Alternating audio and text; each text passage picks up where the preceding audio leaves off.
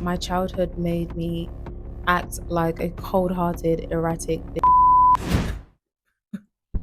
It's not funny, it's mad. Growing up, I had conditional love. Just remember as a child thinking, why did God give me this family? I'm always waiting for that moment where it's like, oh, I knew I couldn't trust you.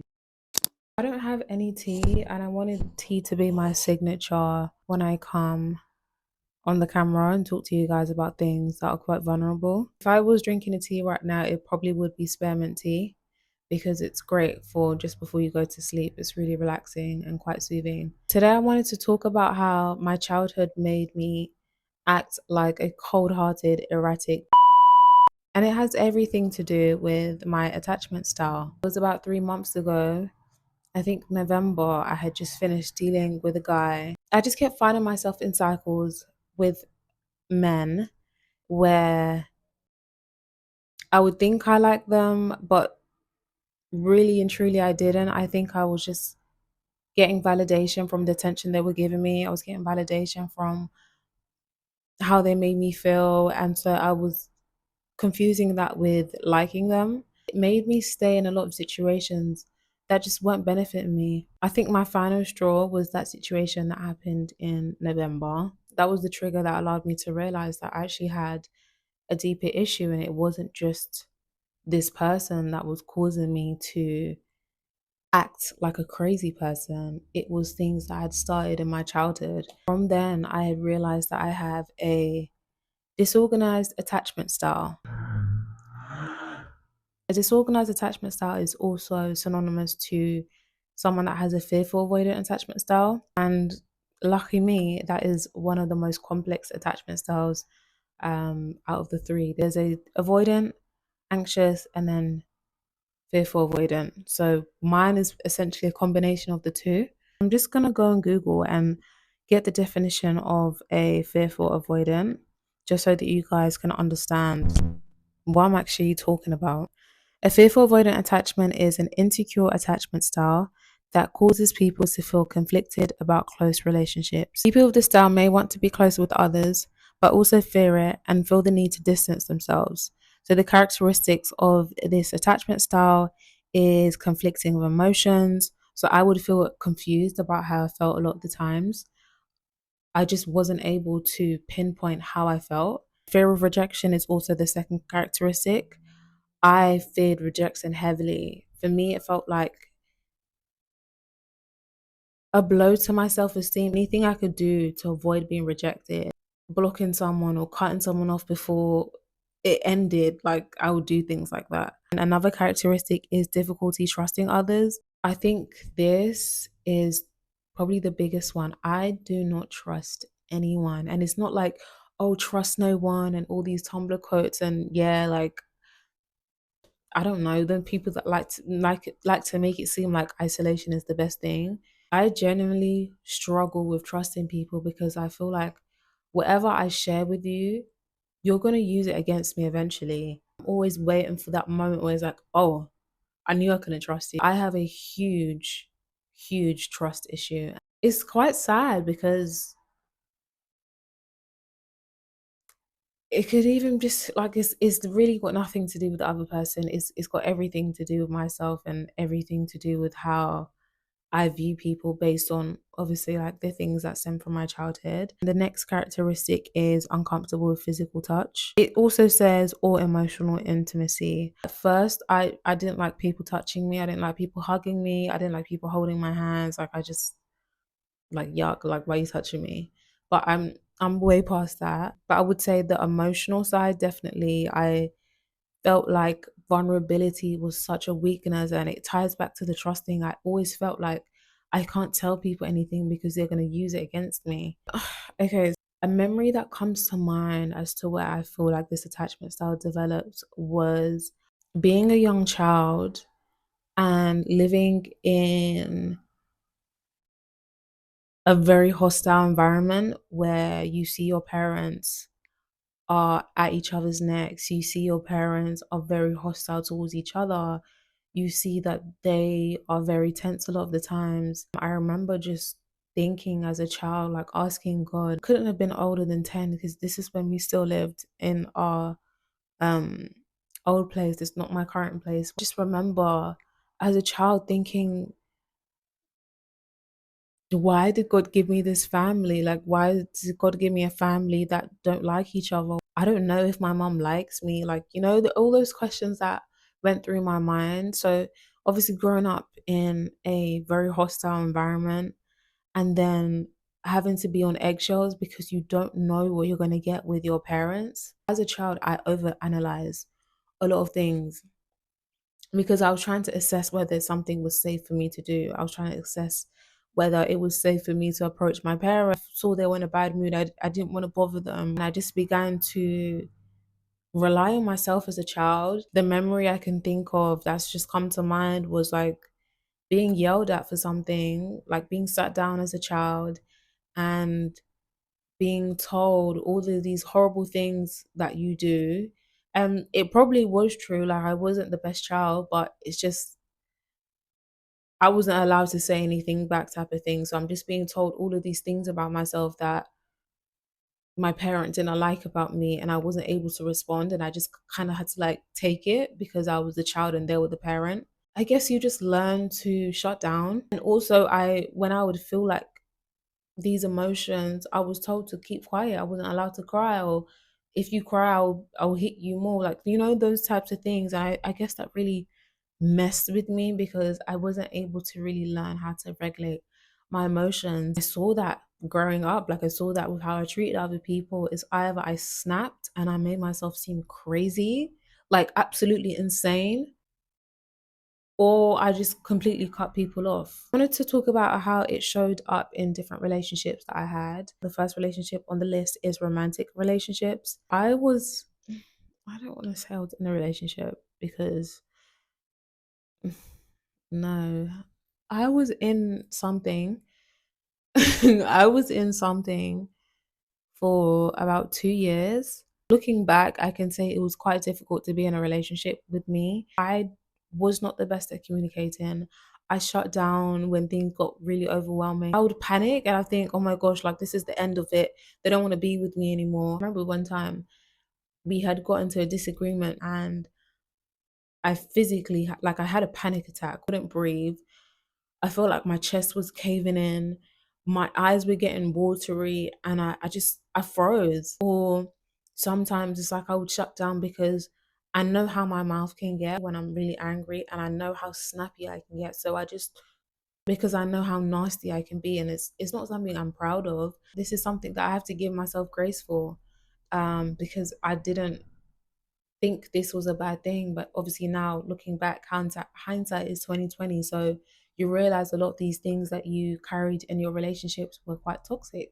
I feel like there's no in between. It's either I'm going off at you and I'm calling you everything but a child of God, and my mouth is just running like a record, or I just stop talking. But I also would find myself in situations where I'm settling with this person. There's a lot of things that I despise about this person. There's a lot of things that make me feel a bit strange, like, I don't have a good feeling about this, but because they were giving me what I wanted, they were giving me the attention I needed, they were validating me, they were giving me the things that I lacked in childhood. I was soaking it up because it's like, oh, this person actually sees me, when in reality they didn't, because a lot of the times they wouldn't even know, I don't know, my favorite movie or like my favorite thing to eat. They wouldn't know certain things about me that make me me. The second type of relationship that I wanted to get into was friendship.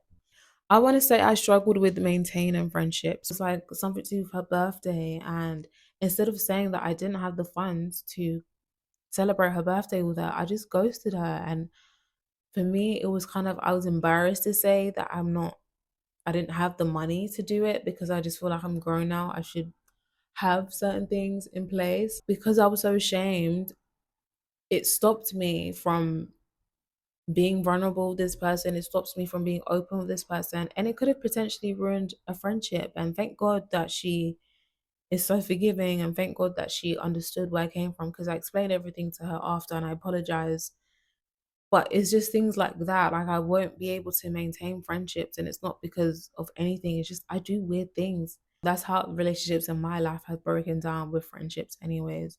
The final relationship I want to touch on is the relationship I have with myself. I've been studying my mind, and this year I've really wanted to focus on understanding my mind and developing my mind. I am my biggest critique. Like I can tell myself I'm nothing. That's how I would talk to myself. So it was kind of like, of course you would take love from wherever you can get it. Of course you would take attention from wherever you can take it, because the way I talk to myself is terrible. Another way I would treat myself is avoiding my emotions. When that relationship ended with the person that I was seeing for about 2 years, because they did me so dirty, guys. They did me so dirty. I didn't speak about it for 5 months. I basically acted like it never happened. I just felt it was so embarrassing. I felt like I was so stupid for not listening to my gut. I was so stupid for ignoring the dreams that I had. That's one thing about God. He will warn you before it happens. It's whether you are listening and whether you are taking heed. My friend was the one who actually asked me, like, why do you never talk about what you went through? I would find myself breaking down at places like at work or when I was home alone, and I just didn't know how to deal with it. Like I just felt like it was too much, so I would ignore it. The relationship I had with myself was really bad, and it makes me really emotional thinking about that because I treated myself so bad. That's just so sad. I don't want to cry. Knowing where was that today?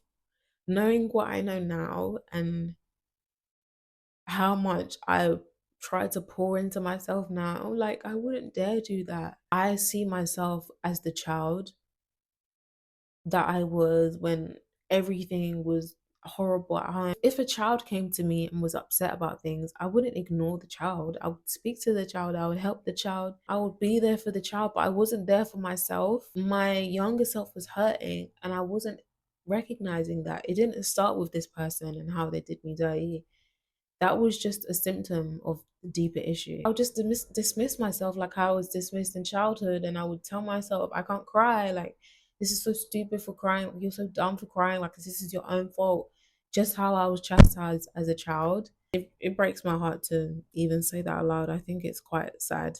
I'm going to talk about the crazy behaviors that I noticed that made me, I guess, start to become more self aware of my behavior and like trying to figure out what was wrong with me. First thing that came to my mind when I said that is the cutting people off. I'm so quick to cut people off. It's actually quite insane of how cold I can be, of how like I don't care anymore. Like I just there's like it's like I get to a stage where I just don't care. And it's not like, oh, like I'm so like above you and I don't care. If I don't have to think about you, you don't cross my mind. Oh God, I'm just spilling all of my tea. There's one person I was seeing, and I think they asked me, what did they ask me? It was something so small. They asked me, they wanted to take me out basically, but they didn't ask me the way I wanted to be asked, which is so crazy. And I snapped. I told them to never message me again and that I believe that they should be, I don't want to say this because I feel like it'll give this person away if they're watching this. I just said a lot of horrible things to that person and then I blocked them. This person was probably thinking, what did I do? Like, it's not funny, it's mad. I think the person was like, dinner tonight or something like that. I'm just giving an example. Instead of me to say, like, oh, you didn't even ask if I was free, just like a regular adult would say, I cussed them out and I read them for filth and I said everything about their mum and their dad and their damn dog. And I think it had a lot to do with me not dealing with everything I was feeling and taking out my anger on this person. So I'm really sorry. One thing about me, I can hold myself accountable when I have done something wrong. I apologize to this person. I don't think this person wants to deal with me again, though. I think they probably think I'm crazy as hell. Also, needing constant reassurance as well from other people. And I felt like when I would get into these things with people, there was an expectation that I placed on them that a lot of the times, one, I didn't communicate, and two, it was too early for me to be placing those expectations on them. It was too early for me to be expecting things from people that I'm only getting to know. I will bug out and crash out and do the most for people that I don't even like, bro. Like, I don't even like you, bro. Next section is what I've been doing to heal myself. So I've actually stopped now, but doing this video, I've realized that I want to go back to doing it.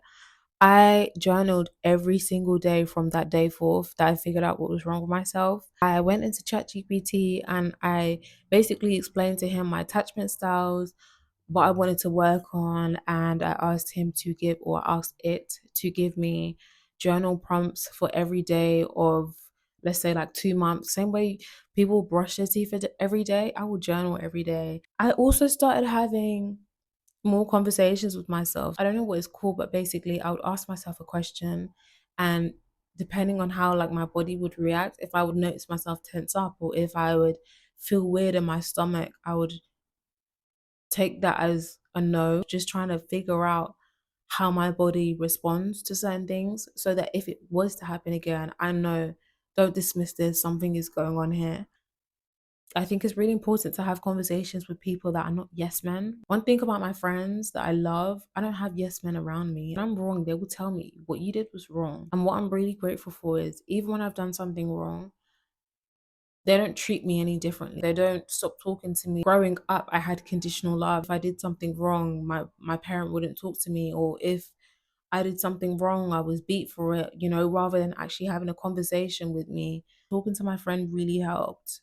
It really, really, really helped. I would say the hardest part of healing has been reliving certain memories. Certain memories will pop up and I'll try to dismiss it like, oh my gosh, like I can't think of that. That's too painful. But I have to just sit with it and I have to comfort that little girl in me, allowing myself to feel how I feel and not running away from it, not dismissing it, not pushing it under the rug or not making it seem like, oh, that never happened. This happened and it wasn't okay, but I am here for you. Like, it's okay to cry. I want you to cry. I want you to feel every emotion that you feel, but I also want you to know that this is something that you can move forward. You are capable of moving past this. You are capable of developing into a beautiful, matured young woman. Learning on being so forgiving to myself. And it even says in the Bible, love thy neighbor as you love yourself. I wasn't able to love other people because I didn't even love myself. And also just allowing myself to just be okay with the mistakes I've made. I didn't know any better. But now I do, like, and that's the end of it. I'm not a bad person for it. I've made bad decisions, but this doesn't mean that I am a bad person. When you're able to take accountability, the actions that you've done and the hurt that you've caused other people are halfway there already. Because a lot of people just, they don't want to hear the truth. They don't want to accept that they have been a villain in someone's story, and not just you've been a villain, but you have issues that you've projected onto other people, which is why you behave the way you do. This is something that I'm doing the work to do just so that I don't pass this on to the people that are going to come behind me. What's one thing I would tell my younger self? I don't know. The only thing I can think of is that you are so beautiful and your heart is so full of love to give to other people. And I want you to recognize how great you are and how talented you are and how creative you are and how thoughtful you are and how attentive you are. The storm doesn't last forever, and I love you so very much. I wish that you got the things you needed, but I'm working on that. I'm working on giving you the things that you need. I'm gonna end the video here just because I feel like it's gotten too long. Like, comment, subscribe. See you guys when I see you. Bye.